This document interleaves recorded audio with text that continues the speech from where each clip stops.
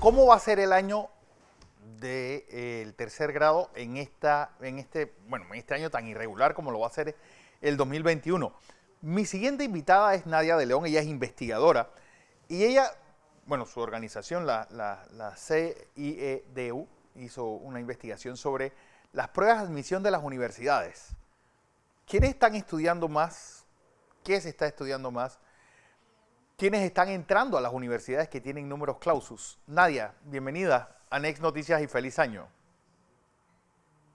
Feliz año, un gusto estar aquí de parte de CIEDU, el Centro de Investigación Educativa de Panamá. Bueno, la pregunta es, ¿cómo hacer una prueba de admisión en un año que yo creo que lo mejor era haberlo dado por perdido con esto de las clases virtuales? Es decir, están llegando los muchachos graduando con el nivel de educación apto para entrar en una universidad. Sí, mira, te cuento, las pruebas de admisión, por lo que entendemos este año, las han hecho gran parte de manera digital Sí, en las universidades.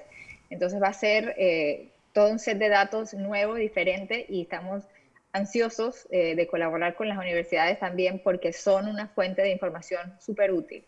Y son precisamente el ejemplo de por qué nosotros nos volcamos hacia esos datos años atrás, ¿no? Empezamos el estudio, ideando el estudio hace 3 años, y lo que miramos fueron los datos de 10 años atrás, de 2008 a 2018, uh-huh, para buscar patrones sólidos, ¿no? Con 10 años de datos. Hace 3 años tuvimos la idea, nos tomó más de un año recolectar datos de todas las universidades que pudiéramos. Participó la Universidad Tecnológica de Panamá, la Universidad de Panamá y UDELAS, que cubren entre ellas un 60% de la población universitaria del país y de todas las regiones, claro.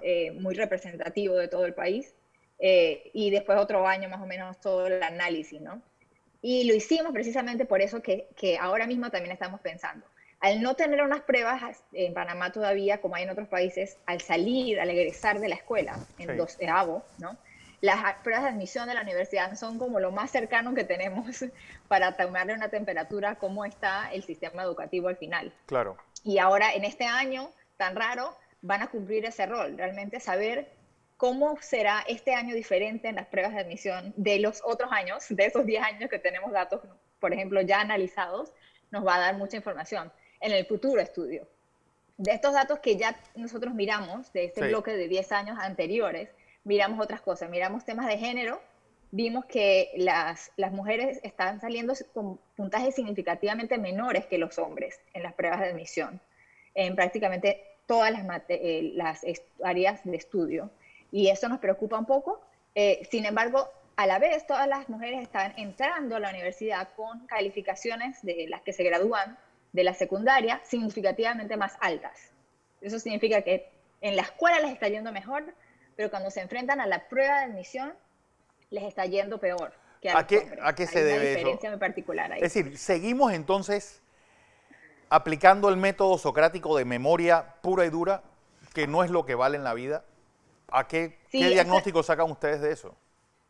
esa es una de las probabilidades. El tema de género, algo que se ha probado mucho en muchos países, incluyendo, por ejemplo, en Chile, hubo unos experimentos que se han hecho en eso y en los que ponen en situaciones experimentales a hombres y a mujeres en situaciones de estrés, como por ejemplo una prueba que tiene consecuencias serias, versus en situaciones de menos estrés.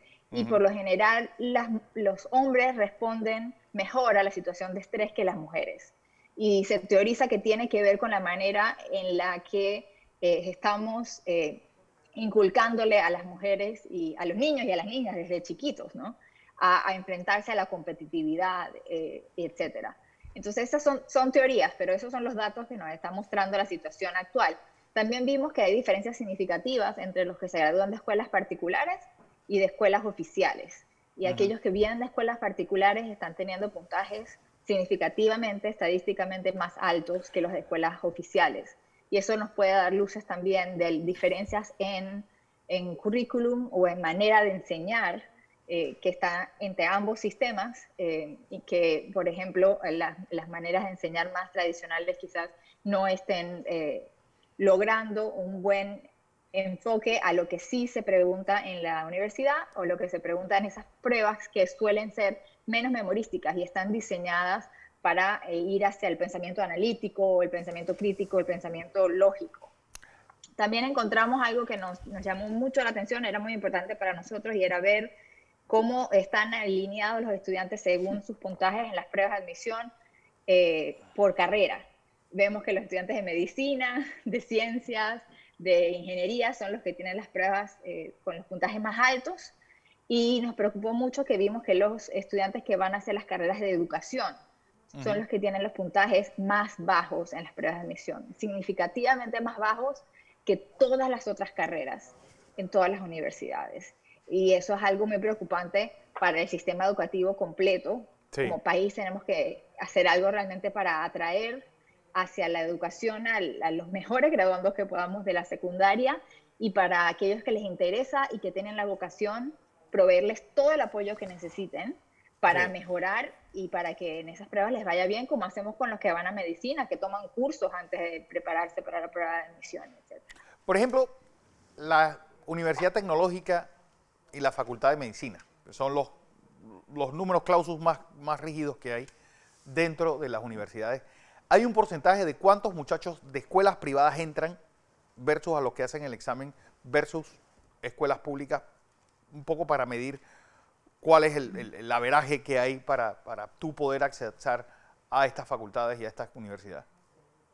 Sí, nosotros no nos fijamos en porcentajes de que entran de escuelas particulares o privadas, pero sí nos fijamos, buscamos escuelas que llamamos atípicas, ¿no? Escuelas Correcto. Cuyos puntajes, los estudiantes tienen puntajes muy altos, anormalmente altos, y todas las escuelas que salían con esos puntajes eran escuelas particulares. Eso era triste. Sí. Y vimos también, cuando comparamos escuelas particulares versus oficiales, sí. Vimos que siempre las particulares eran significativamente más altas que oficiales en todas las carreras, sí. Pero la diferencia era más grande en las carreras más competitivas, ¿sí? Por ejemplo, en medicina, la diferencia entre particular y oficial es más grande que, por ejemplo, en humanidades. O en educación, que claro. Es la más baja.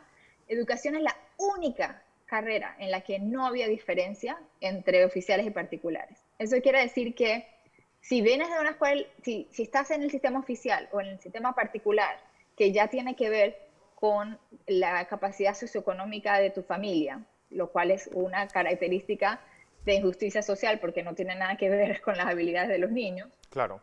Eso afecta tu acceso a la educación terciaria. Pero además, si tú quieres acceder a las carreras que son más difíciles de acceder y que además están, sabemos, en el país relacionadas y en todo el mundo con acceso a una mejor calidad de vida por el nivel socioeconómico al que te pueden llevar por los ingresos, como medicina y ingeniería, ahí además te vas a enfrentar con una diferencia todavía mayor entre los que fueron a las escuelas oficiales y los que tuvieron acceso a una educación particular. Entonces, hay una doble diferencia entre escuelas particulares y oficiales en todas las carreras, pero cuanto más alto quieres llegar, sí. Más grande es esa diferencia.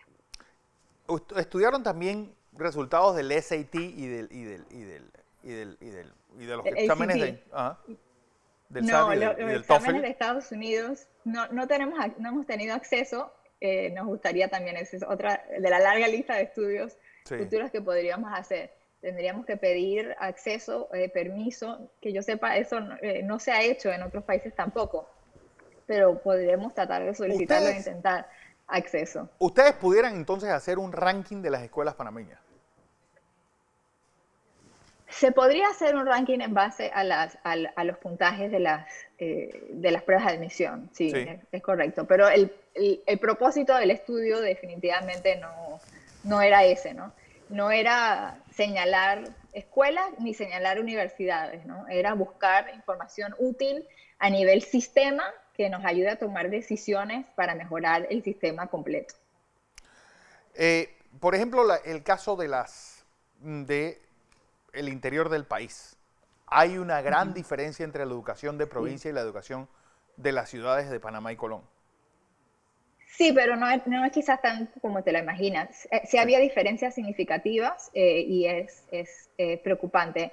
La provincia que tenía los mejores puntajes era Chiriquí. ok. También Panamá Centro y Panamá Oeste tenían puntajes altos y también Los Santos, Herrera estaban bien, Veraguas, Coclé estaban en el medio, sin diferencias significativas entre ellas. Lo que preocupaba era que en el grupo más bajo, con los puntajes significativamente más bajos que el resto, más abajo de todos estaban las comarcas, Bocas Ujú. del Toro y Darién, en un grupo muy bajo. Y arribita de ellos estaba Colón. Por arriba de ellos estaba todo el resto. Wow, Entonces, eso preocupa porque obviamente si cualquiera que conoce Panamá un poquito se da cuenta que eso está alineado con las minorías étnicas del país. claro. ¿Sí? Entonces, los grupos indígenas y las provincias con comunidades afropanameñas son las provincias que están teniendo peor acceso a la educación terciaria. Y otra vez, entonces ahí hay un doble líneas de inequidad, ¿no? Son provincias que tienen temas de pobreza Claro. multidimensional fuerte en las comarcas, es ciertamente muy cierto para los niños, hay áreas que hay más del 90% de los niños viven en pobreza multidimensional.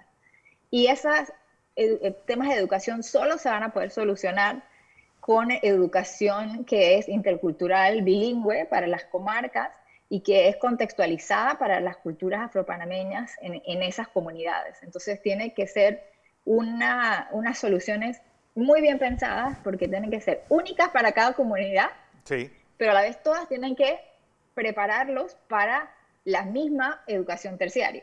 claro.